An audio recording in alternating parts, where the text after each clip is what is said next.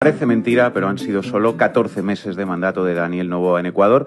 Y digo que parece mentira porque no sé si se recuerdan en la historia reciente otros 14 meses que se les hayan hecho más largos a los ecuatorianos que estos últimos. De ser el segundo país más seguro de América Latina en los años de Rafael Correa, lo estaba contando hace un momento Zugasti, a ser el más inseguro de todos después de 3 gobiernos neoliberales. El último, este de Daniel Noboa. Apagones generalizados de electricidad de hasta 12, 14 horas al día para la industria y la población en toda la última parte de 2024.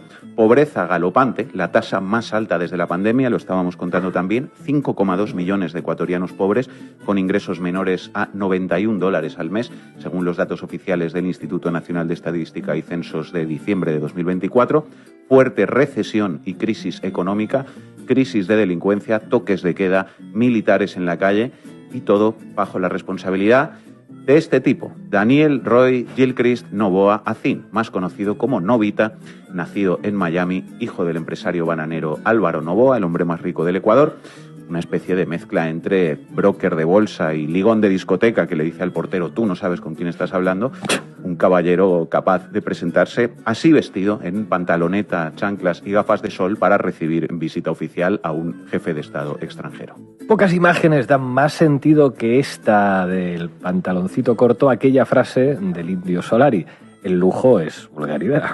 En el caso de Daniel Noboa parece que sí que lo es. Un dato más, la empresa familiar, la exportadora bananera Noboa S.A., es el principal deudor al Estado ecuatoriano con más de 90 millones de dólares, duplicando al segundo deudor, tal y como se podía leer ayer mismo en el periódico ecuatoriano La Hora. Si toda esta situación que vive Ecuador estuviera sucediendo en un país con un gobierno de izquierdas, no tengan ninguna duda de que ese país saldría en la televisión en España, hasta en los chistes de Arguiñano, sería la nueva Venezuela, pero como lo gobierna la mascota de Donald Trump, es como, ¿Ecuador? ¿Qué pasa en Ecuador? Nada, ¿no? Va, circulen que aquí no hay nada que ver. Bueno, pues como pasa con el Perú de nuestra querida compañera Laura Arroyo, un país en el que hay un gobierno de facto, el de Dina Boluarte, responsable de unos niveles de represión con pocos precedentes y que tiene un rechazo popular, ojo, del 88%, pero que sin embargo, pues oye, parece que no existen los medios de comunicación. ¿O alguna vez se habla del Perú en las televisiones españolas? Nada, compañera. A algunos ni les sonará la cara de esta señora. Probablemente los países latinoamericanos solo existen mediáticamente, por ejemplo, aquí en España, cuando se trata de machacar a sus gobiernos progresistas, incluso que saquen de la pobreza a millones y desarrollen sus países.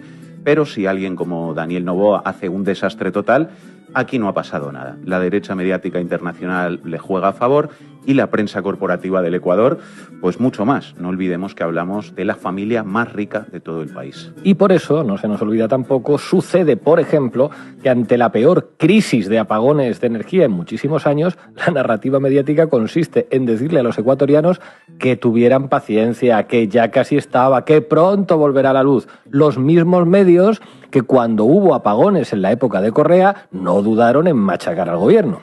Tampoco se nos olvida como cuando Noboa ordenó asaltar la Embajada de México en Quito para secuestrar a Jorge Glass, orinándose en el derecho internacional, la narrativa mediática en Ecuador fue decir que la culpa de la crisis diplomática era del correísmo. Del correísmo, Ecuavisa. ¿Por qué el correísmo desató la crisis entre México y Ecuador? Te tienes que reír y no hace falta hacer memoria, porque esto es de los últimos días, para comprobar que cuando la media de todas las encuestas disponibles indica que la candidata de la Revolución Ciudadana, Luisa González, lidera los sondeos con una amplia ventaja además sobre Noboa, ¿por qué será?